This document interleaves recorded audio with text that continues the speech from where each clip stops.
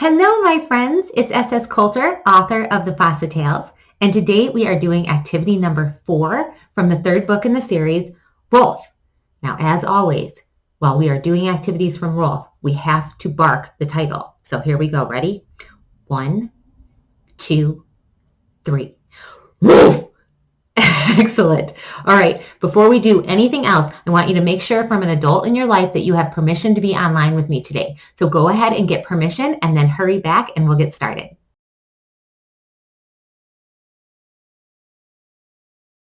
All right, now that you have permission, let's get started. The activity we're doing today is called Don't Judge a Book by Its Cover. And whether you have the electronic copy of the book or the paper copy, it is on page 52. There it is. Don't judge a book by its cover. Do you remember in the story how Fassa learned he could not judge Rocky by his big bark? Well, that's what we're going to do. We're going to learn how things might be different than they first seem. You have to get to know somebody before you can really know what they're like. So we're going to do this activity a little bit differently because the materials we need really depend on what we want to do. So I'm going to read you the materials and the what you need. Then we'll go over the summary and some of the directions and we'll go get our materials and then come back together. So let's get started with the materials you need. You're going to need coloring utensils, paper, small objects, tape, and a writing utensil. Let's see why you need these objects, okay? The summary of this activity is this. Before they met, Fassa thought Rocky was scary because of his loud bark. But once they met, Fassa realized that Rocky was kind, fun, and awesome. Now you can show people that it's important to not judge a book by its cover or to not judge a dog by its bark. The directions go like this. Number 1, find 2 small objects, one that is fun and cheery, like a piece of candy, and one that is dull and dreary, like a rock. Choose things that are easy to wrap. So now that you know the materials you need, let's go over them, and then I'm going to give you 2 minutes to go get them. So you need coloring utensils. I am going to use markers because I want you to be able to see clearly on the video what I'm drawing, but you can use colored pens, colored pencils, crayons, whatever you're the most comfortable drawing with is perfect. You need paper, so you can use scrap paper, you can use line paper, you can use blank paper, whatever paper you can get your hands on is great. You want the small objects, so for my small objects, now that we know what we need, for my dreary and dull, sad one, I got this really awful stick. That is sad. And then I got this cow. Isn't she adorable? I love cows. So that is my small cherry object. And then you need tape. You'll probably want to get Scotch tape. It's the easiest to wrap with, but you can use other tape if that's all you have. And then finally, a writing utensil. You're going to need that for later for your family. All right, I am going to put 2 minutes on our timer and let you go and get your materials, and then I'll meet you back here.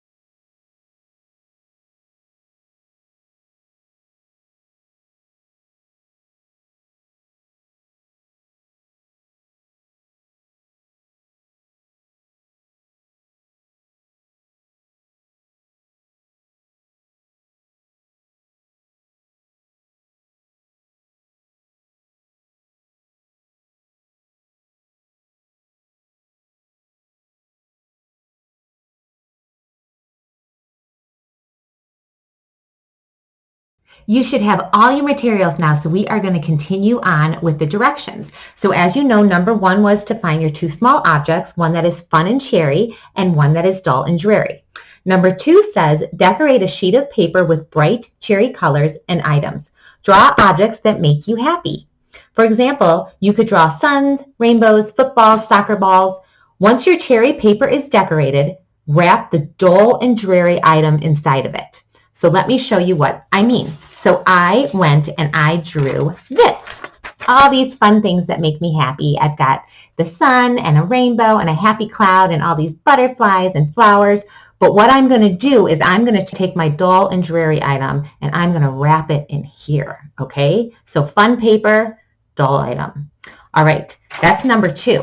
Number 3 says the exact opposite. Okay? So it says, next, decorate your other sheet of paper with dark, dreary colors and items. For example, you could draw dark clouds, rain, and lightning. Once your dreary paper is decorated, wrap your fun and cheery item inside of it. So let me show you that one. I drew a very dreary picture. There's rain clouds and lightning and rain and even sad faces. But like the directions say, I'm going to take my beautiful happy cow and I'm going to wrap her inside of it. So I'm going to go do my wrapping right now.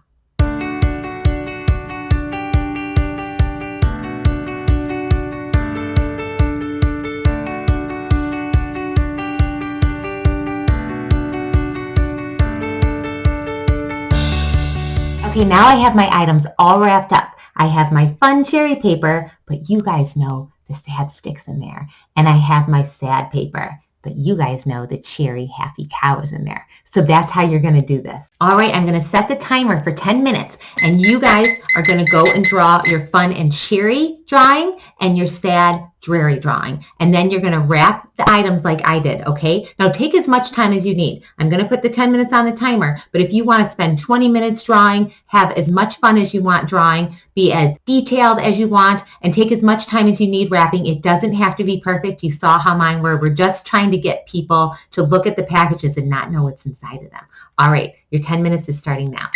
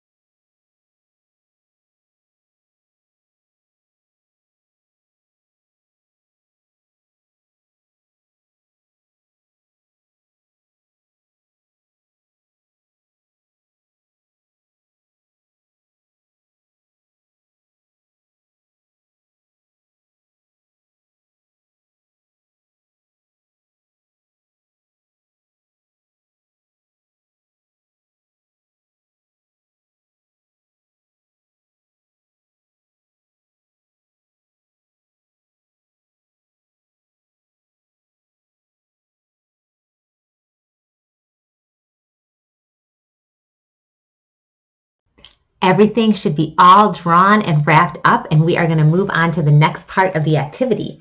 Number 4 says, now, leave the wrapped items out where your family can see them, maybe on your kitchen counter. Mark one of them with the letter A and one with the letter B. Leave out a pen. Put a piece of paper by them that says, do you want to unwrap A or B? What kind of thing do you think is inside? And then write on there, actually, please don't actually open it. Just write down your answer. We don't want people to open it and ruin it for everybody else. Ask everyone in your family to write down their name, which thing they want to unwrap, and what they think is inside. Number 7 says, after each person has had the chance to write down their answer, call a meeting and talk about why they chose A or B, but don't open the wrapped items yet, okay? Because in number 8, once everyone tells you why they chose A or B, unwrap the items and show them that the insides don't match the outsides. You're going to surprise them with that. We bet people will see that you can't judge a book by its cover.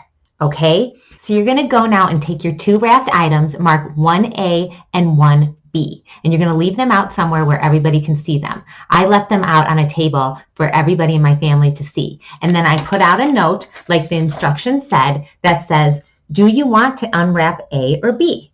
What kind of thing do you think is inside? And again, make sure to write, please don't actually open it, just write down your answer. As you can see with my family, my mom, she picked B. My sister picked B. My husband picked B. Everyone was picking B because look at which one is B. They think that there's a happy thing inside and a sad thing inside here. We're going to surprise them later. I'm going to put 5 minutes on the timer right now so you can go ahead, put an A and B on your 2 wrapped items, and then put them out. Write the note for your family and then leave it somewhere where everyone will see it, and then you can leave it out for the rest of the day and then come back and we'll finish the rest of the exercise. So go ahead and do that now.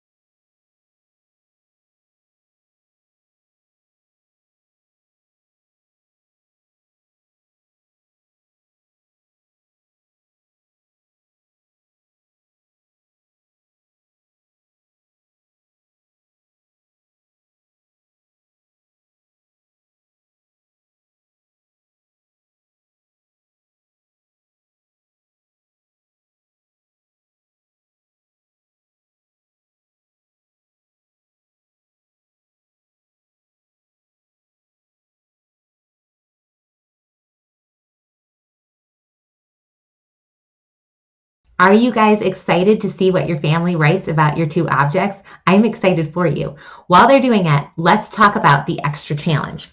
It says, can you find things in or around your house that feel completely different than they look? For example, do you have a plant that looks smooth but is actually sticky when you touch it?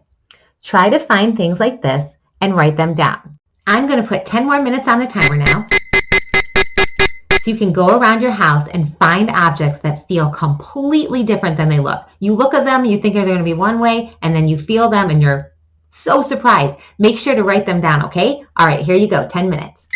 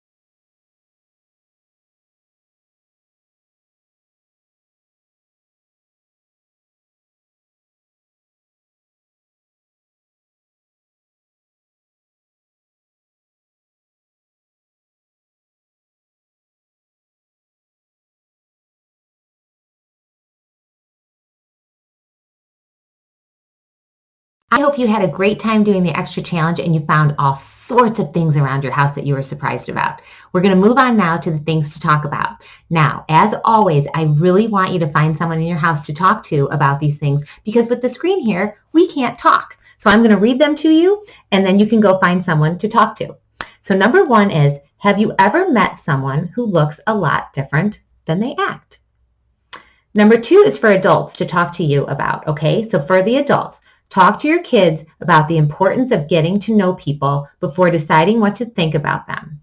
Even if your kids have heard rumors about others, it is important for them to make up their own mind about people.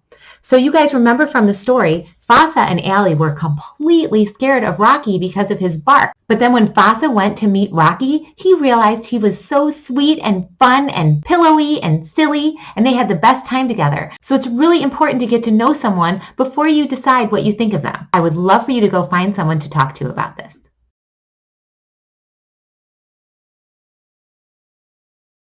All right, guys, we have come to the end of this activity. Your family may or may not still be looking at your wrapped items. How exciting. If you want to tell me how it went, I would love to hear it. Just have an adult look into the comment section below. I have my Facebook page there and my email address so they can send me your thoughts about what happened or anything else you want to tell me about this activity.